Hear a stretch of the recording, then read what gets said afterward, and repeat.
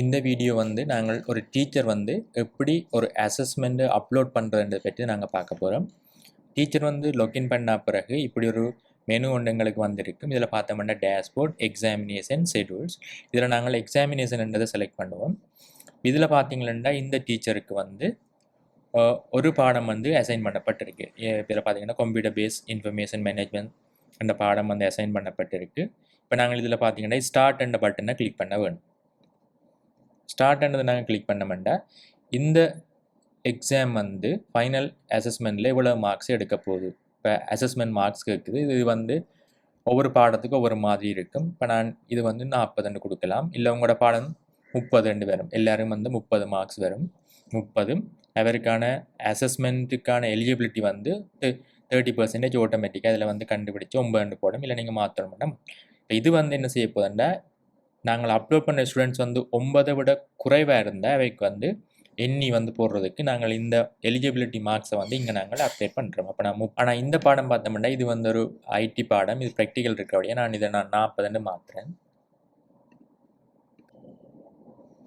நாங்கள் க்ரியேட்டுன்னு கொடுத்த உடனே எங்களுக்கான அசஸ்மெண்ட் அப்லோட் பண்ணக்கூடிய ஒரு போர்ட்டல் ஒன்று இங்கே ஓப்பன் ஆகியிருக்கும். Upload assessment data. இதில் நாங்கள் பார்த்தோம்னா ஒரு எக்ஸல் டெம்ப்ளேட் ஒன்றும் இதில் நாங்கள் கொடுத்துருக்குறோம். நீங்கள் அந்த எக்ஸல் டெம்ப்ளேட்டின் படி போடலாம். இல்லைன்னா இதில் 4 கொலம் வந்து எங்களுக்கு தேவை. Registration number, assessment, obtain marks எவ்வளவு, இதில் எவ்வளோ வேல்யூன்னு போட்டுக்கிறோம். இந்த அசஸ்மெண்ட் வந்து 40% நான் போட்டபடியாக 40 மார்க்ஸ் என்று போட்டபடியாக 0லேருந்து 40க்குள்ளே இந்த மார்க்ஸ் இருக்கணும். அதே மாதிரி அட்டெண்டன்ஸ் வந்து 0லேருந்து 100 கடையில் இருக்கணும். அதே மாதிரி அட்டெண்டன்ஸ் எலிஜிபிலிட்டி EONE நாங்கள் இங்கே போட வேணும். நான் இதில் அந்த டெம்ப்ளேட்டை டவுன்லோட் பண்ணுறேன்.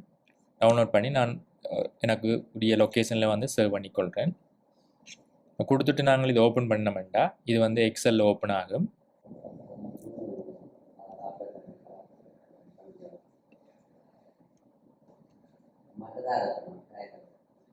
ரைட், நாங்கள் எக்ஸலில் இது ஓப்பன் ஆன உடனே இதில் இருக்கிற மார்க்ஸ் எல்லாம் நாங்கள் பார்க்கக்கூடிய மாதிரி இருக்கு.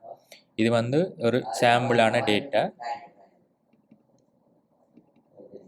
இதில் ரெஜிஸ்ட்ரேஷன் நம்பர், அசஸ்மெண்ட் எவ்வளவு வந்தது, அட்டெண்டன்ஸ் எவ்வளவு, அட்டெண்டன்ஸ் எலிஜிபிலிட்டி எவ்வளோன்றதை நாங்கள் போட வேணும். இதில் ரெஜிஸ்ட்ரேஷன் நம்பர் வந்து இந்த ஃபார்மேட்லாம் இருக்கணும். 2022 BAD எல்லாம் ஸ்லாஷ் இருக்கணும், கேபிட்டல் லெட்டரில் இருக்கணும், அசஸ்மெண்ட்டும் இதில் நாங்கள் அட்டெண்டன்ஸ் பெர்சன்டேஜ் வந்து போட வேண்டிய தேவையில்லை. ஆனால் கட்டாயம் அட்டெண்டன்ஸ் எலிஜிபிலிட்டி EONE போட வேண்டும். ஃபர்ஸ்ட்டு நாங்கள் இந்த சீட்டை வந்து ஃபில் பண்ணிவிட்டு அடுத்த ஸ்டெப் வந்து இந்த மார்க்ஸை வந்து நாங்கள் சேவ் பண்ண போகிறோம். இப்போ என்னட்ட வந்து எக்ஸலில் வந்து இப்படி ஒரு மார்க் ஷீட் ஒன்று ஆல்ரெடி என்கிட்ட இருக்குது. ஸோ நான் இது என்ன செய்ய போகிறேன்னா இந்த மார்க் ஷீட்டில் இருக்கிற நேம் வந்து எனக்கு நான் இதில் ஒரு காப்பி ஒன்று எடுத்துகிட்டேன். எனக்கு இதில் நேம் தேவையில்லை. நான் நேமை டிலீட் பண்ணிவிட்டு எனக்கு நான் அசஸ்மெண்ட்டும் அட்டெண்டன்ஸும் தான் தேவை. ஸோ நான் ஒரு கொலம் ஆட் பண்ணுறேன். இப்போ எங்களுக்கு ரெஜிஸ்ட்ரேஷன் நம்பர், அசஸ்மெண்ட், அட்டெண்டன்ஸ் இருக்குது. அட்டெண்டன்ஸ் பெர்சன்டேஜ் வந்து இதில் எம்டியாக இருக்குது. ஸோ நான் இதை ஃபுல்லாக அப்படியே காப்பி பண்ணிவிட்டு, ஏன்னா எனக்கு இந்த எக்ஸல் சீட்டில் வந்து ஃபங்க்ஷன் எல்லாம் இருக்கிறபடியாக நான் இதை காப்பி பண்ணுறேன். காப்பி பண்ணிவிட்டு நான் ஆல்ரெடி அந்த டெம்ப்ளேட் ஓப்பன் பண்ணினேன். இந்த டெம்ப்ளேட்டில் இருக்கிற சாம்பிள் டேட்டாவை அழிச்சிட்டு நான் இதை பேஸ்ட் பண்ணுறேன். பேஸ்ட் பண்ணிக்கல நான் பேஸ்ட் ஸ்பெஷல்ன்னுட்டு வேல்யூ மட்டும்தான் போடுறேன். நான் வேல்யூ மட்டும் அப்டேட் பண்ணிட்டேன். இப்போ எங்கள்கிட்ட மார்க் ஷீட்டை பார்த்தீங்களா, இதில் நான் கிளிக் பண்ணி பார்த்தேன்டா ஃபார்முலா வரல, மார்க்ஸ் மட்டும்தான் இருக்க போகுது. இப்போ இது வந்து ஸ்டூடெண்ட்ஸ் இந்த மார்க்ஸ் அசஸ்மெண்ட். அப்போ இந்த குளத்தில் வந்து நாங்கள் சரியாக போடணும். இப்போ அட்டெண்டன்ஸ் அசஸ்மெண்ட் எவ்வளோ ஒப்டெயின் பண்ணவர், அது 0லேருந்து 40. இது வந்து ப்ராக்டிக்கல் பாடம் பண்ணபடியாக 40 இருக்கிறபடியாக 0லேருந்து 40க்கு வருது. இதில் நான் அட்டெண்டன்ஸ் பெர்சன்டேஜ் நான் போகல. ஆனால் அட்டெண்டன்ஸ் எலிஜிபிலிட்டியை வந்து EONE நான் கொடுத்துருக்கேன். இதில் 2 ஸ்டூடெண்ட்ஸுக்கு நான் NE கொடுத்துருக்குறேன். மிச்சாக்கள் எல்லாம் அதில் எலிஜிபிளாக இருக்கிறோம். அதில் இடையில் ஒரு ஆளுக்கு NE இருக்குது. ஸோ இப்போ இது வந்து எங்களை ஃபஸ்ட்டாக நாங்கள் செய்துட்டு இதை நான் என்ன செய்ய போகிறோம்டா சேவ் பண்ண போகிறேன். நான் அந்த டெம்ப்ளேட்டில் செய்தபடியாக நான் இதில் பார்த்தீங்கன்னா சேவ் பண்ணுவேன். இல்லைன்னா நீங்கள் இல்லை போய் சேவ் ஆஸ் பண்ண வேணும். நான் ஃபைலை கிளிக் பண்ணிங்கண்டா சேவ் ஆஸ்ன்னு ஒரு ஆப்ஷன் வரும். சேவ் ஆஸ்ன்றதை கிளிக் பண்ணிவிட்டு நான் டெஸ்க்டாப் பண்ணதை கிளிக் பண்ணுறேன். அதில் பார்த்தீங்களாண்டா இந்த ஃபைல் வந்து என்ன ஃபார்மேட்டில் வேணுமென்று கேட்குது. நாங்கள் இதில் வந்து எக்ஸலை நாங்கள் கொடுக்க மாட்டோம். இதில் கொமா செப்பரேட்டட் வேல்யூஸ் என்றது தான் கொடுக்க வேணும். அப்போ நான் கொமா செப்பரேட்டட் வேல்யூவை கிளிக் பண்ணிவிட்டு சேவ் பண்ணதை கொடுக்க வேணும். இப்போ நாங்கள் சேவ் பண்ணதை கொடுத்துட்டேன். திருப்பி பண்ணது எஸ்ன்னு நான் கொடுக்குறேன்.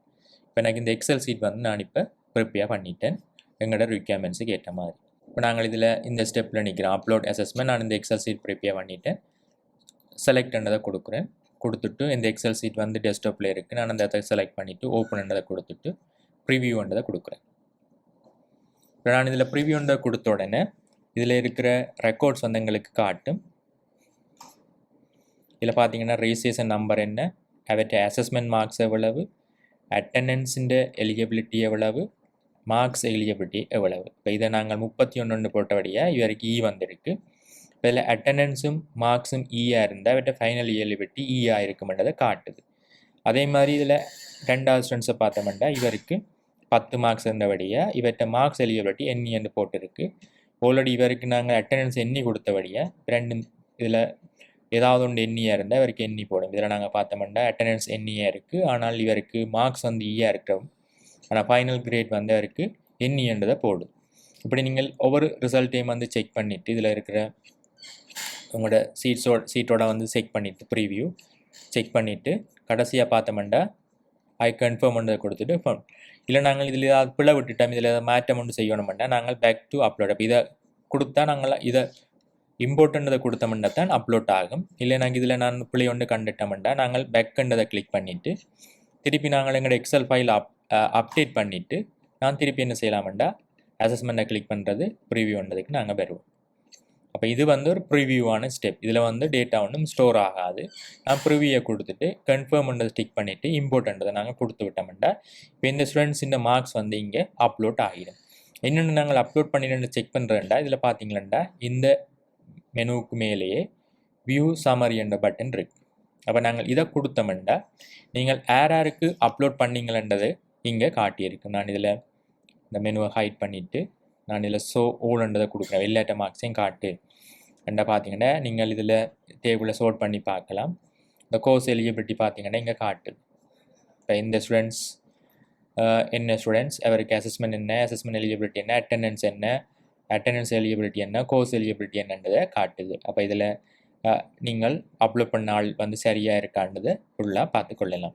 இப்போ நீங்கள் அப்லோட் பண்ண டேட்டா எல்லாம் சரியாண்டா கடைசியாக நாங்கள் என்ன செய்வோம்னா பிரிண்ட்ன்றதை கிளிக் பண்ணுவோம். எங்களுக்கு வந்து இப்படி ஒரு பிடிஎஃப் வந்து அவுட்புட்டாக கிடைக்கும்.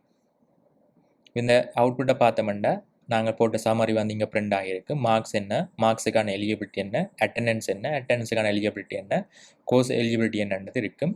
இதில் நாட் எலிஜிபிள் ஸ்டூடெண்ட்ஸ் வந்து ஹைலைட்டட் பண்ணப்பட்டு காட்டப்படும். இப்போ நீங்கள் இதில் எல்லாத்தையும் திருப்பி இருக்க செக் பண்ணிவிட்டு நாங்கள் என்ன செய்வோம்னா இந்த சிக்னேச்சரை கொடுத்துட்டு இந்த டீட்டெயில் வந்து ஹெட்டுக்கு நாங்கள் பாஸ் பண்ண போகிறோம். ஸோ நான் இதை கொடுத்துட்டேன். அடுத்த ஸ்டெப் வந்து எனக்கு எல்லாம் சரி என்ன நான் இதில் பேக்குன்றதை கிளிக் பண்ணிவிட்டு பேக் திருப்பியும் கிளிக் பண்ணலாம். இல்லைன்னா நீங்கள் எக்ஸாமினேஷன்றதை கிளிக் பண்ணிங்கன்னா இப்போ பார்த்தீங்கன்னா உங்களோட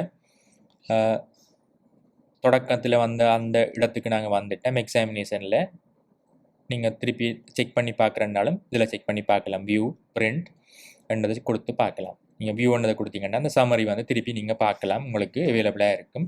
இதில் ஒரு மேலே ஒரு டேட்டா கொடுத்துருக்கோம். மொத்தம் எக்ஸாமினேஷன் பிரான்ச் 424 ஸ்டூடெண்ட்ஸ் வந்து இங்கே இந்த பட்சில் படிச்சுட்டு இருக்கணும். நீங்கள் எத்தனை பேருக்கு அப்லோட் பண்ணிட்டீங்க, எத்தனை பேருக்கு அப்லோட் பண்ணால் வச்சுக்கிறீங்கன்றது இதில் காட்டு. இப்போ நீங்கள் இந்த டேட்டாவை வந்து ஃபில்டர் பண்ணி பார்க்கலாம். இதில் அப்லோட் பண்ணாண்டா இதை கிளிக் பண்ணிங்கன்னா யாருக்கு அப்லோட் பண்ணப்படையிலன்னு பார்க்கலாம். இதை கிளிக் பண்ணிங்கன்னா யாருக்கு அப்லோட் பண்ணியிருக்கின்றது நீங்கள் பார்க்கலாம். நான் திருப்பி எக்ஸாமினேஷனை கிளிக் பண்ணிவிட்டு இது நான் எனக்கு எல்லாம் சரி நான் பிரிண்டும் பண்ணிட்டேன்டா ஃபைனலாக நாங்கள் என்ன செய்வோம்னா இந்த டேட்டா வந்து ஹெட்டுக்கு வந்து ஃபார்வர்ட் பண்ணி விடுவோம். அப்போ நாங்கள் ஹெட்டுக்கு ஃபார்வர்ட் பண்ணுறதுக்கு இதில் சப்மிஷன்ன்றது கிடக்கு. இதை நான் டிக் பண்ணினா அதில் கேட்குது நீங்கள் கன்ஃபார்ம் பண்ணுறீங்களா இதை சப்மிட் பண்ணுறதுக்கு எஸ்ன்றதை நாங்கள் கொடுக்குறோம். கொடுத்த உடனே இந்த அசஸ்மெண்ட் டீட்டெயில் வந்து இப்போ வந்து ஹெட்டுக்கு வந்து எக்ஸாமினேஷன் பிரான்ச்சுக்கு அனுப்புறதுக்கு ரெடியாக இருக்கும். நீங்கள் சப்மிட் பண்ண பிறகும் வியூ பிரிண்ட் 2 பட்டன் வந்து உங்களுக்கு அவைலபிளாக இருக்கும். ஆனால் நீங்கள் சப்மிட் பண்ணதை நீங்கள் திருப்பி எடிட் பண்ணுறதுக்கான ஆப்ஷன் வந்து இங்கே காட்டாது.